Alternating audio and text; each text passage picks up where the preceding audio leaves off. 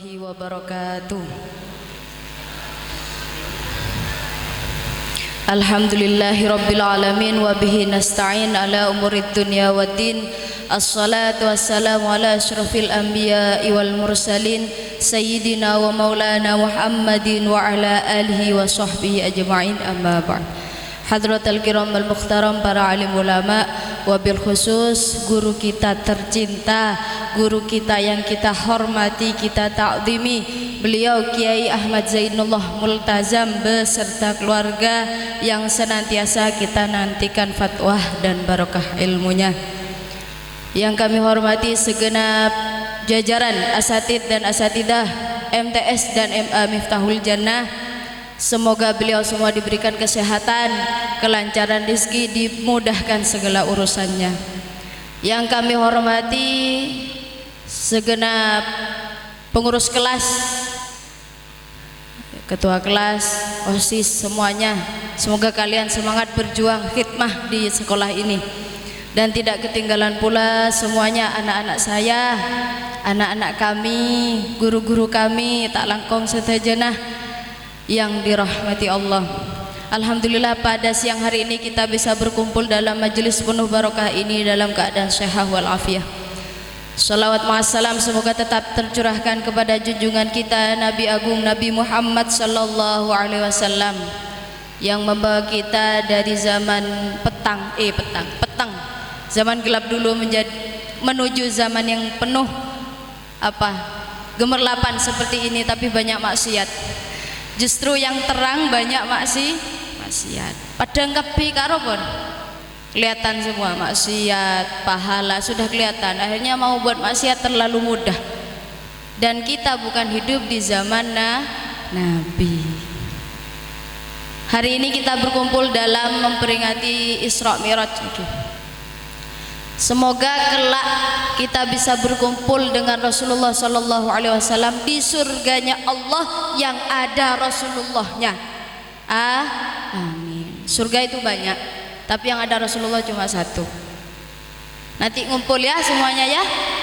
Murid, siswa, siswi, santri putra, santri putri, guru-guru dalam yayasan, semua lembaga madrasah diniyah Mutarajana kumpul di surganya Allah bersama Rasulullah, berjumpa dengan Allah, karena kita rindu Allah, kita rindu Rasulullah. Dalam Isra Mi'raj ini yang paling ditekankan tadi sudah dijelaskan oleh Pak Guru, oleh Ustadz, apa? Sholat. Saya datang barusan dikasih tahu, datang majelisan, datang pengajian, kalau udah waktunya sholat, jangan tidur nembus subuh.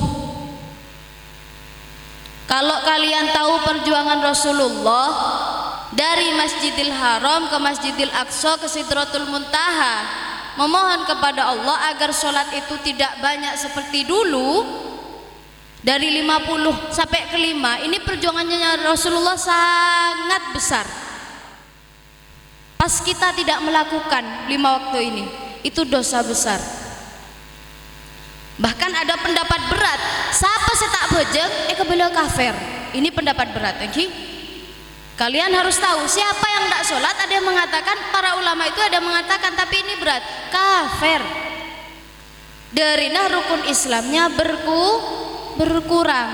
Kalau zakat, Pak Pok sudah bagi orang yang punya uang saja, yang punya dagangan saja. Tapi kalau sholat, kaya miskin, sakit sehat, harus sholat itu penting. Bukan yang penting sholat. Kalau masalah sah tidaknya sholat, yang penting sholat, sepenting sah. Tapi kalau masalah sholat itu kewajiban, bukan yang penting sholat, tapi sholat itu penting. Makanya ada di dalam pondok itu jamaah. Kalau kalian di rumah yang tidak mondok semuanya jamaah, kamu nak sama orang tua, jamaah sama saudara, ke masjid jamaah. Siang neng pulangnya dak apa-apa, sholat sama orang tua. Bu, mon apa jangan nanti kuliah peleman sekolah. Biasakan jamaah karena pahalanya besar.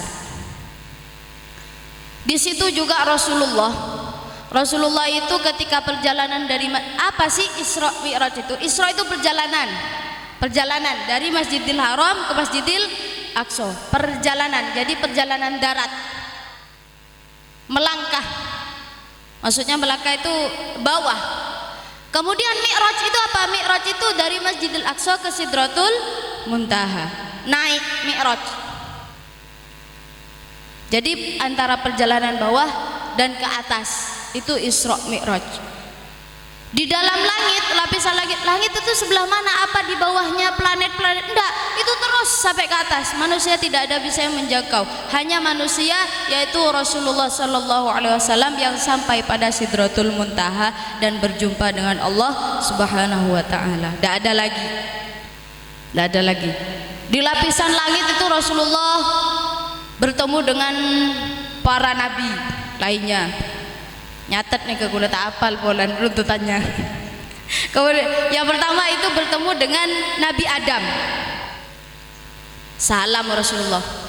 Assalamu alayka ya Nabiyullah, ya Nabiyallah, dahulunya Rasulullah. Kemudian Nabi Adam membalas salam. Assalamu alayka ya Rasulullah, di langit pertama. Nah, ini jalan-jalan bahasanya. Di langit pertama bertemu dengan Nabi Adam. Kemudian ada apa wahai Rasulullah? Saya mau matur ke Allah. Kok umat saya kalau sholat 50 ini kok berat sekali ya? Saya mau matur, silahkan langsung bersama malaikat Jibril. Rasulullah saat itu bersama malaikat Jibril. Kemudian di langit kedua beliau bertemu dengan Nabi Isa dan Nabi Musa. Nabi Isa dan Nabi Musa itu di langit kedua, jadi bertemu berdua. Bertemu lagi dengan Nabi selanjutnya, Nabi Yahya, Nabi Ibrahim. Yang terakhir Nabi Ibrahim di langit ke-6 sebelum di langit ke-7 sebelum nyampe ke Sidratul Muntaha.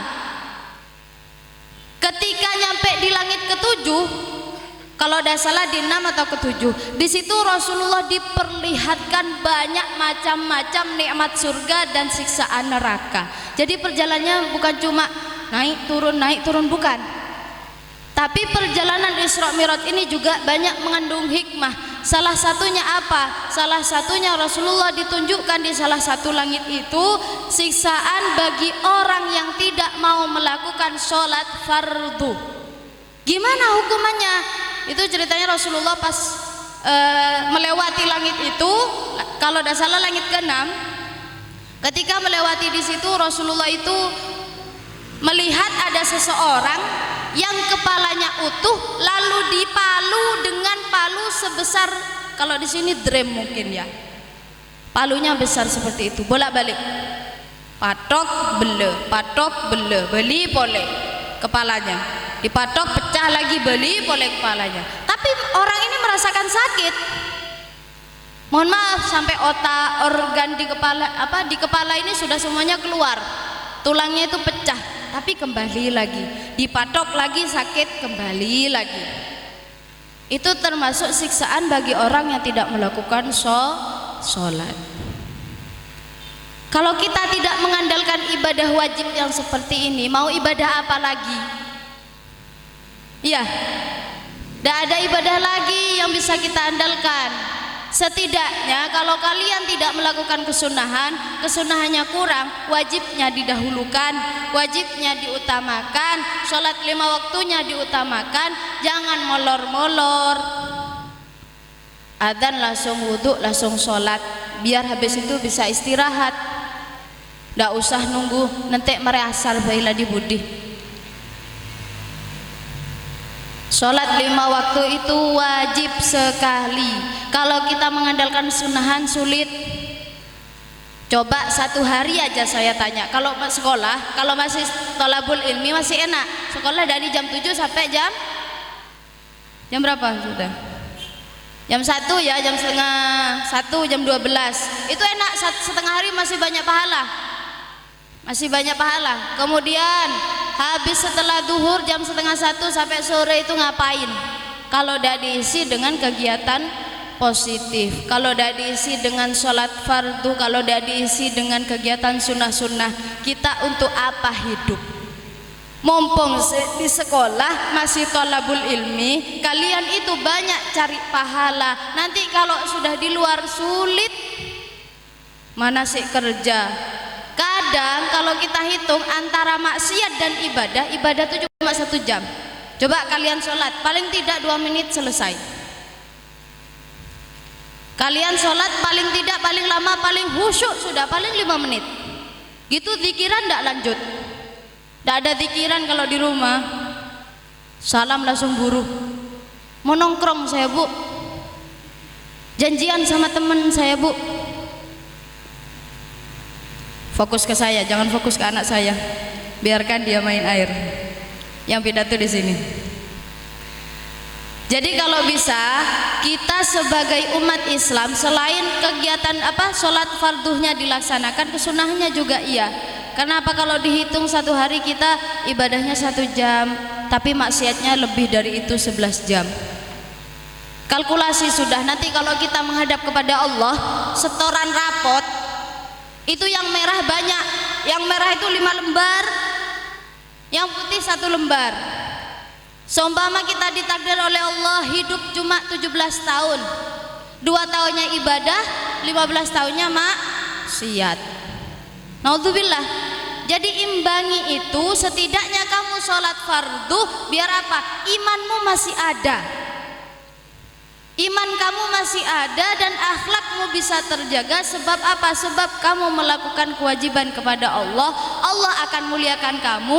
Biasanya dihiasi dengan anak yang berakhlakul karimah. Lewat situ Dana, kamu sholat istiqomah. Kalau sholat istiqomah dekat kepada Allah, kamu hatinya lebih adem, dinasehati lebih enak. Bagi anak-anak yang kalau dinasehati tidak masuk ke hatinya, ya saya berpesan ini, saya kasih ijazah ini dari Kiai Haji Ahmad Zainul Tazam, almarhum Kiai Haji Zainul Arifin. Abah itu kalau bilang gini, nak beun mondi kancah melarat beri nasihat, dedeneh beri bacaan ya latif. Kalau kamu merasa kamu keras hatinya, berarti tukang tedungan mare sopu bi mare asar, ambuin esai kegiatan itu. Hatinya itu keras. Kalau hatinya keras, kamu sadar diri, oh ya bismillahirrahmanirrahim, ya latif ya latif ya latif ya latif, dadanya diusap ya latif ya latif ya latif. Biar apa? Biar Allah lembutkan hatinya. Doa sendiri untuk diri sendiri. Jangan malu kamu berdoa untuk diri sendiri, karena diri sendiri ini yang lebih penting. Kemudian yang selanjutnya di langit yang ke-7 ini, di puncaknya sudah bolak-balik Rasulullah. Kemudian Rasulullah ini melihat lagi apa? Orang yang menjadi provokator. Apa itu provokator? Pemimpin atau apa? Pengarah bagi sesuatu, tapi ini provokator dalam kejelekan. Itu di neraka juga disiksa. Beni karo. Apa siksaannya provokator itu? Mohon maaf sebesar-besarnya ini. Perutnya itu disobek dengan pisau yang sudah dibakar selama 7 hari 7 malam. Kemudian perut kita, perut itu disobek dan paru-parunya semuanya, lambung-lambungnya, organ tubuhnya itu dibakar lagi. Kemudian masuk lagi. Terus bolak-balik seperti itu. Kemudian matanya dicocok karena menjadi provokator dalam Jadi kalian, saya minta tolong, kalau ada kejelekan jangan ngajak teman, jangan jadi ketua geng yang dalam keburukan. Itu hukumannya sangat besar di neraka nanti. Itu ditunjukkan juga kepada Rasulullah di perjalanan Isra Mi'raj itu. Kemudian selanjutnya apa lagi? Ada seseorang yang munafik dan memakan barang haram. Itu siksaannya adalah diberi makan pohon zakum. Apa itu pohon zakum? Pohon zakum itu batangnya berduri, daunnya keras, kering, kerasnya itu seperti batu. Nanti dibakar dulu, baru kita disuruh. Orang itu yang sering berbohong, sering makan barang haram, itu dimakan dalam keadaan panas. Kalau nanti kalau pulang ayam pondok, nanti kalau pulang lihat pohon zakum itu kayak apa. Kalau di pondok tidak boleh megang HP masih. Yang tidak pondok coba lihat pohon zakum kayak apa. Ingat kamu nih, Kalau makan barang haram, kalau munafik perutnya tidak disesuaikan dengan kehalalan, itu nanti dikasih makan pohon zakum itu. Maka dari itu kalian dalam hikmah Isra Mi'raj ini banyak sekali. Yang pertama apa? Perjalanan terindah Rasulullah. Isra Mi'raj ini perjalanan terindah Rasulullah dari Masjidil Haram ke Masjidil Aqsa ke Sidratul Muntaha. Indah, tidak ada lagi perjalanan paling indah. Dan itu Rasulullah mendapatkan perjalanan itu setelah mendapatkan apa? Musibah besar. Jadi itu Isra Mi'raj adalah hadiah dari Allah untuk Rasulullah. Kemudian yang kedua, di situ hikmahnya, kita sebagai umatnya diringankan dari 50 menjadi 5 waktu. Dimudahkan kita untuk melaksanakan sholat wajib. Seandainya masih 50, insya Allah ben tak kira laku, tak kira sekolah. Tidak mungkin, tidak bisa ngapa-ngapain kalau sholat sampai 50 waktu itu. Kemudian hikmah selanjutnya apa? Di situ Rasulullah ditunjukkan beberapa banyak apa? Kejadian di surga dan di neraka. Itu hikmah agar apa? Agar umatnya tahu. Rasulullah memberi kabar, deki neng neraka dak iya, deki neng swarga dak iya. Jadi itu hikmah sekali kita sudah diberitahu oleh Rasulullah. Jadi kalau kalian sekarang masih ngecewain Rasulullah, dak sholat, naudzubillah, kurang berakhlakul karimah, kalian harus ingat-ingat lagi Rasulullah, harus nambah cinta kepada Rasulullah. Rasulullah itu apa sih? Rasulullah itu kok nomor 1? Rasulullah itu kok paling diunggul-unggulkan? Kok sampai dibacakan tiba kayak barusan? Rasulullah itu manusia paling mulia, akhlaknya bagus, tawadhu. Walaupun beliau itu manusia paling tinggi, tidak sombong beliau. Akhlaknya bagus di hadapan guru. Kayak sekarang. Bagus. Tidak ada yang ngobrol sama sini. Tidak ada yang nyanyi-nyanyi sendiri, tidak ada yang main HP. Bagus nak. Teruskan seperti itu. Pakaiannya menutup aurat yang perempuan, yang laki-laki juga. Makanya pada saya buka songkonnya lah. Suap konsep ini anja macam mana muka kodung nak langsung ya nubi karong kok kemarin. Jadi kalau bisa kalian akhlakul karimahnya dijaga. Apalagi ben mele-mele neng luar, kalau beli-beli di luar kamu beli es, ibu nis neng basmalah le-mele, duduk kalau minum, duduk kalau iklan beli-beli di basmalah, minum botol minum dari embung ke sini, minum nyemil sambil jalan, jangan jauhi. Karena minum makan sambil berdiri itu bukan akhlaknya Rasulullah. Kamu contoh walaupun tidak sampai separuh, setidaknya dari hal kecil seperti itu kalian melakukan. Apalagi nunduk. Mohon maaf saya kasih contoh, seumpama kalian ngasih mic yang dipegang yang bawah apa yang atas? Yang bawah. Ngasihnya gimana? Seperti ini. Pisau yang dipakai atas apa bawah? Atas. Yang dipakai kan atas, yang dibawa untuk pegangan. Jadi kalau ke guru kamu megang yang atas, yang bawah kasihkan. Cek sampai bendaya ke guru, nyecoba ban ke guru bendaya. Apalagi gelas. Nah, gelas itu kalau ada pegangannya, kalau ke tamu, kalau ke guru, kalau ke orang mulia, pegangannya taruh di kanan. Biar tidak tamu atau guru kita enter geluh. Jadi di kanan, jadi nanti minum langsung. Masuk ke pagar, ngelihat sepatunya Pak Guru di depan, balik kaki. Dabun kiai di pondok kemarin, jak balik tompleng dah iya benih, balik perapi maksudnya. Ini balik anu ya salah total. Dibalik sesuaikan, biar enak masang guru. Siapapun guru itu, Tidak mandang guru kepala sekolah, guru yang ngajar kelas 2, kelas 3, kelas 1, tidak. Semua guru yang ada di kantor ini, yang ada di sekolah ini, yang ada di lembaga-lembaga Miftahul Jannah, kamu muliakan. Tidak menentu guru yang ada di sini, ketemu sama guru RA Miftahul Jannah, salaman. Ketemu sama guru MI, kamu salaman. Ketemu guru-guru yang lain, cintai mereka karena ilmunya. Bisa difahami ya? Ketika memberi sesuatu nyorot, jangan membelakangi guru. Apalagi sini bini Ria, yang perempuan ini wes, oh, masya Allah, bajunya ketat-ketat, dia beri bidang langsung abali, lalu padang sebudi.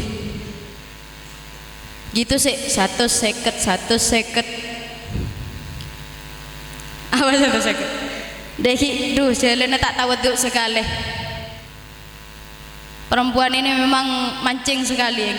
Jadi kalau kalian, terutama yang perempuan, kalau ngasih apapun, mundur setidaknya setengah meter, semeter lah. Nyorot kak dintoh guru, mundur kamu, mundur sampai mundur. Baru kalau sudah agak jauh gurunya, kamu balik. Itu murid yang berakhlakul karim.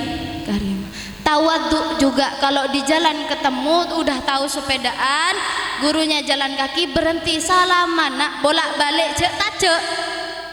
Bolak-balik salaman itu.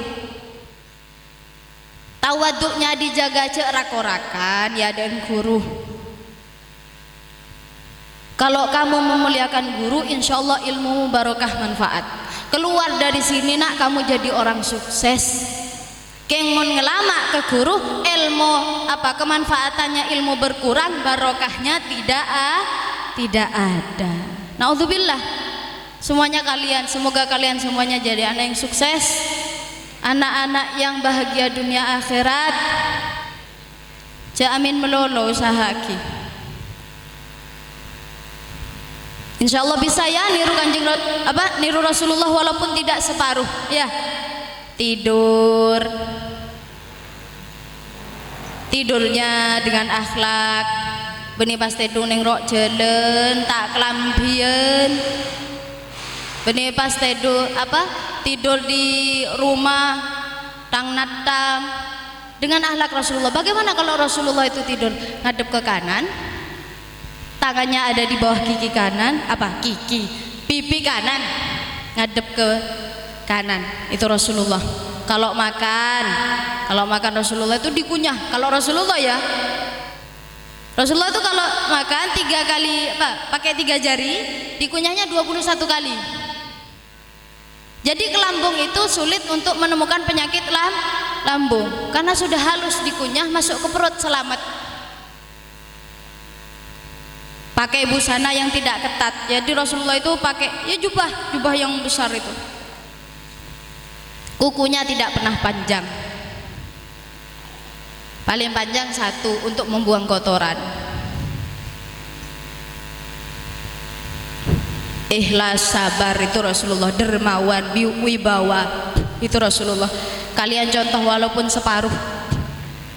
Rasulullah itu orang yang akhlakul karimahnya sangat tinggi, tawaduknya. Jadi kalian contoh walaupun tidak banyak nak. Harus bisa.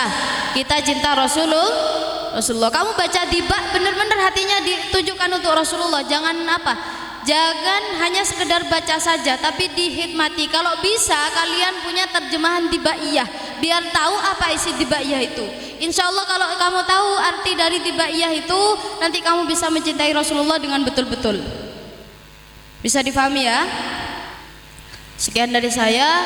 Jika ada kesalahan, saya mohon maaf yang sebesar-besarnya. Terima kasih sudah mau semangat sekolah, terima kasih sudah mau ikhlas dengan keadaan, terima kasih kalian sudah mau kuat sudah mau berjuang untuk sekolah. Semoga apa yang kalian cita-citakan bisa dicapai. Allah berkahi hidup kalian, Allah berkahi hidup guru-guru kita semuanya, Allah panjangkan umurnya, Allah berikan beliau barokah umur, rezeki lancar, dimudahkan segala urusannya, dan semuanya ditakdirkan ke Mekah Al-Mukarramah dan ditakdirkan ke Madinah Al-Munawwarah. Amin ya rabbal alamin. Tsumma assalamualaikum warahmatullahi wabarakatuh.